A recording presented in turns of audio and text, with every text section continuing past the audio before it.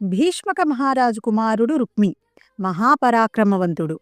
ఇంద్రుడికి ప్రాణ స్నేహితుడు. రుక్మిణీదేవికి అన్న. గంధమాదన పర్వతం మీద ఉన్న ద్రుముడనే కింపురుషుడి అనుగ్రహం వల్ల విజయం అనే దివ్యధనస్సును సంపాదించాడు. లోకంలో శ్రేష్టమైన దివ్యధనస్సులు మూడే ఉన్నాయి.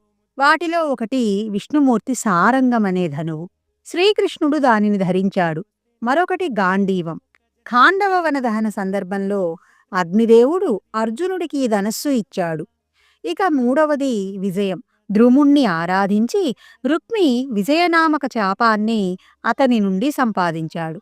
రుక్మిణీదేవిని వివాహం చేసుకోవడానికి శ్రీకృష్ణుడు ఆమెను రథం మీద తీసుకుపోతుంటే రుక్మి బలగర్వితుడై డాంబికాలు పలుకుతూ శ్రీకృష్ణుణ్ణి ఎదిరించి నిందారోపణలు చేశాడు. తీరా కృష్ణుడు రథం నిలిపి బలాబలాలు చూసుకుందాం రమ్మని పిలిస్తే ఎదుర్కోలేక అవమానాల పాలయ్యాడు. కురు పాండవ సంగ్రామం జరగబోతుందని తెలిసి ఒక అక్షౌహిణి సేనతో పాండవుల దగ్గరకు వెళ్ళాడు రుక్మి. పాండవులు అతన్ని సాదరంగా ఆహ్వానించి అతిథి సత్కారాలు అందుకున్నాక రుక్మిని అందరూ వింటూ ఉండగా పార్థుని పిలిచి, అర్జునా, రాబోయే సంగ్రామం గురించి బాధపడుతున్నావేమో, నేను నీకు అండగా ఉంటాను. నా అండదండల వల్ల నీకు విజయం తథ్యం. నన్ను మించిన పరాక్రమవంతుడు ఎవ్వరూ లేరు. పైగా నా దగ్గర తేజోవంతమైన ధనుస్సు ఉంది. దానితో ద్రోణ, భీష్మ, కృపాచార్యాది కౌరవులను క్షణాల్లో మట్టి కరిపిస్తాను. ఈ రాజ్యం నీ వశం చేస్తాను, సరేనా అన్నాడు. అర్జునుడు నవ్వుకున్నాడు. మాకు సాయం చేస్తానని ముందుగా వచ్చినందుకు ధన్యవాదాలు. అయితే కృష్ణుడు మాకు ఎల్లవేళలా సాయంగా ఉంటాడన్న సంగతి మాత్రం మర్చిపోకు.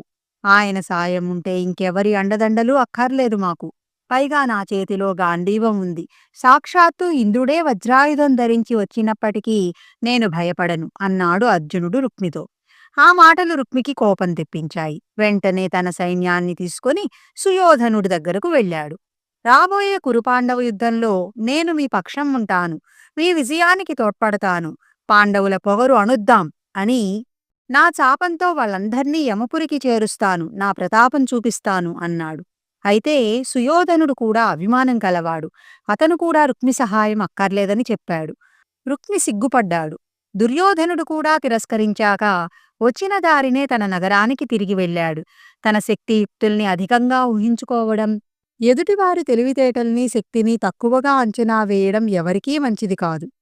రుక్మికి ఈ అలవాటు మొదటి నుంచి ఉంది. అందుకే అనేకసార్లు పరాభవాలు పొందాడు.